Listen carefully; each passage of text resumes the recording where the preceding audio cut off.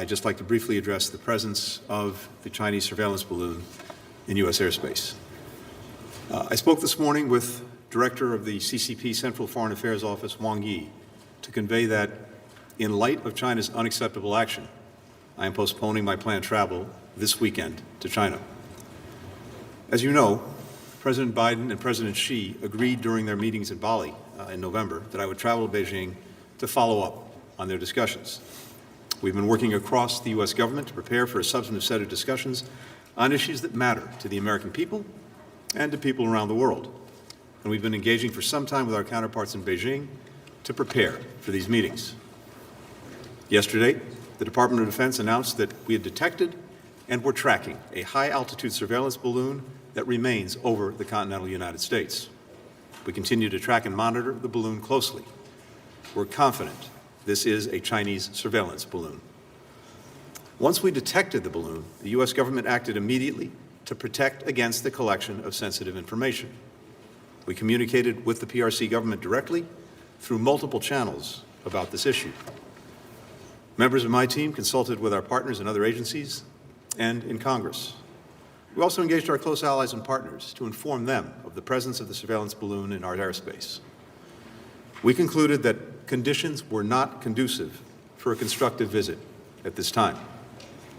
In my call today with Director Wang Yi, I made clear that the presence of this surveillance balloon in U.S. airspace is a clear violation of U.S. sovereignty and international law, that it's an irresponsible act, and that the PRC's decision to take this action on the eve of my planned visit is detrimental to the substantive discussions that we were prepared to have. I told Director Wang that the United States remains committed to diplomatic engagement with China and that I plan to visit Beijing when conditions allow. In the meantime, the United States will continue to maintain open lines of communication with China, including to address this ongoing incident.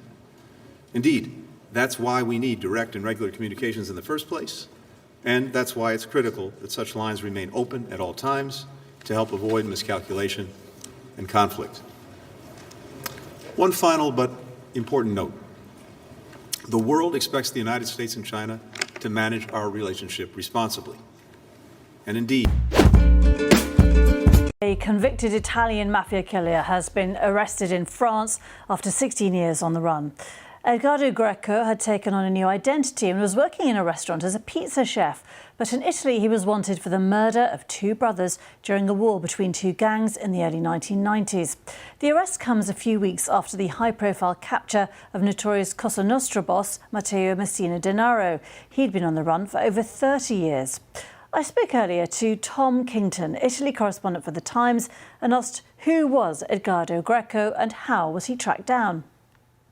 Well, Edgardo Greco, yes, as you said, had been working as a pizza chef. He'd previously also been working in this town in France, Saint-Étienne, as an owner of his own restaurant. So really living openly, albeit under an assumed name. And as far as we know, police in Italy, very patiently over these 16 years of his being on the run, had been monitoring Greco's network of supporters, the people who helped him flee and hide out.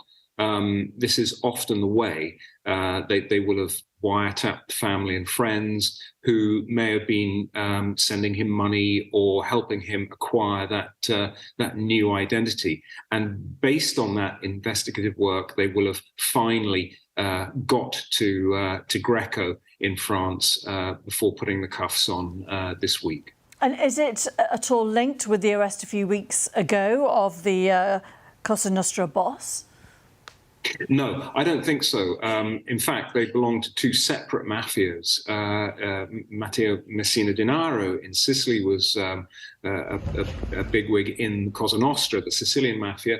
Edgardo Greco was a killer with the 'Ndrangheta mafia, which is based in Calabria, in the toe of Italy. So two separate investigations. I think it's a coincidence that their arrests came one after another. There's a constant rate of arrests of these fugitives. These were particularly two particularly high-profile people, but these arrests carry on signs of very patient investigative work. Given that Messina Denaro had been on the run for 30 years, Greco for 16, 17 years, it just shows, I think, that the Italian police just don't give up.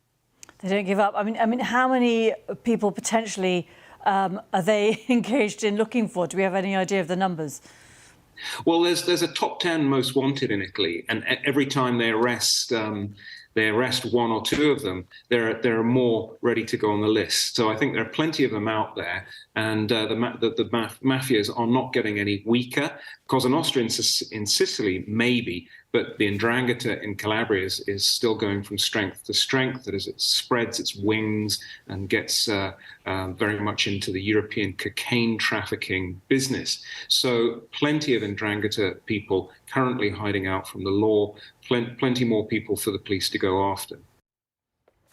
Latest there on those mafia arrests. More. How big is the balloon that you're tracking? And have you guys picked up, is it leaving anything in its wake, like sensors? Yeah, so on your latter question, I'm not going to get into intelligence. We do continue to monitor the balloon. We do know that it is a surveillance balloon. In terms of the size, I'm not able to get into the specifics other than to say that it is big enough that, again, in reviewing our approach, we do recognize that any potential debris field would be significant and potentially cause civilian injuries or deaths or significant property damage. So again, this is part of the calculus in terms of our overall assessment. But again, we'll continue to monitor it. We'll continue to review our options and keep you updated as able.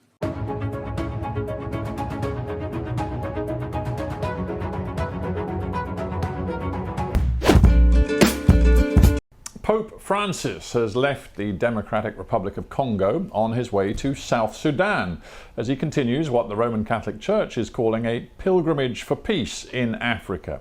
Now, it'll be the first visit by a pontiff to South Sudan since it gained its independence in 2011.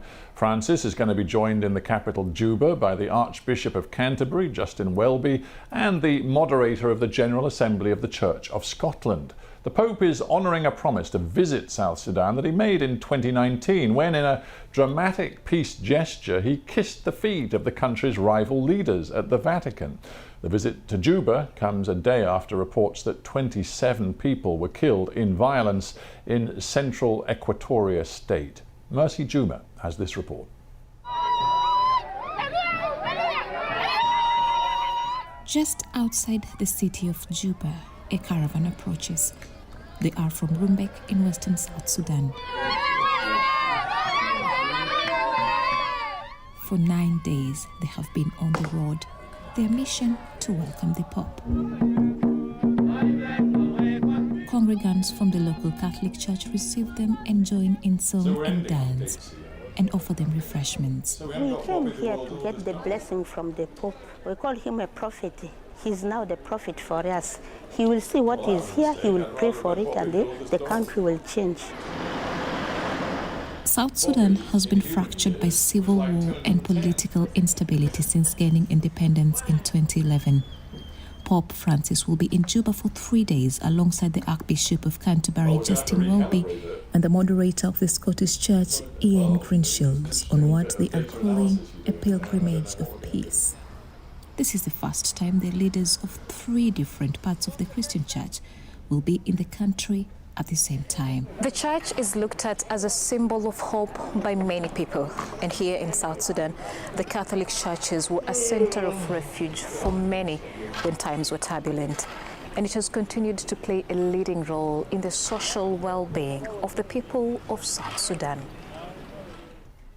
The Be in Hope home in Juba is run by the Catholic Church and provides shelter to young boys who have fled violence and are separated from their families. Most have been preyed upon by gangs and armed militias. 18-year-old Francis Lado has been here for 7 years. I came here because of the war of 2016. I lost my father. I lived in the streets and the church picked me. I have found a lot of support here. I started school from here. My biggest challenge now is that I just turned 18 and I'll have to leave the orphanage at the end of this month, since that is the maximum age. I'm scared. I don't know how I'll move on. The home also offers meals to young children from poor households and those affected by climate-related disasters. This is a safe haven for many of them and a place where they can just be children, play and eat. The administration says their aim as a church with such initiatives is to restore dignity to a people whose resilience is waning. And the Pope's pilgrimage of peace, they believe, is the boost that their efforts really need. Mercy Juma, BBC News, Juba, South Sudan. Joe Biden is in a recording demanding this bank be closed of the prior Ukrainian president. And he says in the recording, by the way, hey, Kolomoisky's a real, quote, pain in the ass. Kolomoisky, his guy, is the fixer at Burisma that hired Hunter. And the bank is under investigation in Ukraine for sending money to Hunter Biden. And that's the prosecutor investigating the bank that Hunter Biden's on tape. He wants fired. Wait, here's another kick in the teeth. The guy on stage at that Council of Foreign Relations speech where Hunter Biden's demanding the prosecutor get fired, his name is Michael Carpenter. You'll never believe who Michael Carpenter is. He's the senior director at the Penn Biden Center where they found the classified documents, according to reports about what? About Ukraine. And Biden actually gives him a shout out after he says he demanded the guy be fired. He goes, oh, Michael knows this is his territory.